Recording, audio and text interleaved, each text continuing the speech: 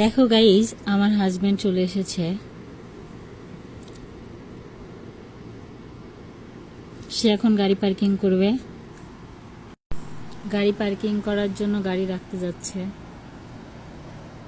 আজকে আমার হাজবেন্ড আমাকে মিথ্যা কথা বলছে। সকালে খাবার খাই নাই, দুপুরেও খাবার খাই নাই। সে বলছে খাইছে, বাট আপনারাই বলেন কি করব।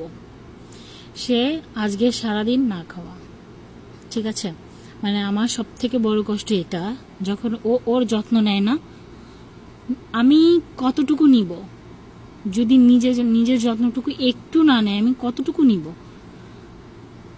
আমার সব থেকে বড় কষ্ট এইটা যে ও ওর নিজের যত্নটুকুও নেয় না। কিন্তু হ্যাঁ, এই মানুষটা সবার কথা চিন্তা করে, বউয়ের কথা চিন্তা করে, বাপ মার কথা চিন্তা করে, ভাই বোনের কথা চিন্তা করে, সবার কথা চিন্তা করে।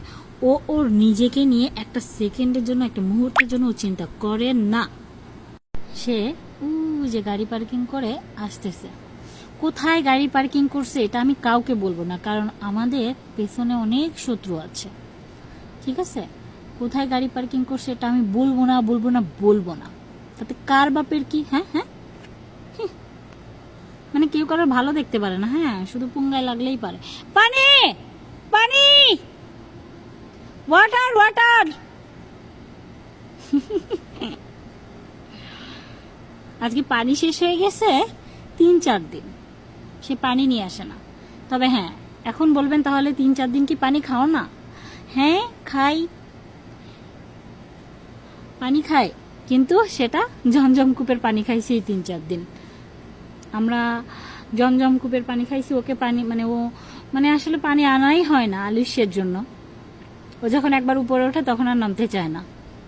আমি জ্ঞান হারাবো, মরে যাব, বাঁচাতে পারবে নাকি?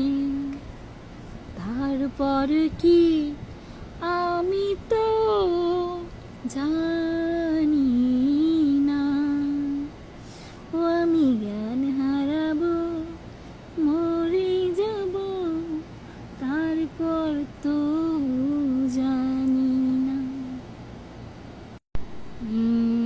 এই গাড়িতে কে আসছে মনে হচ্ছে আমার পরিচিত।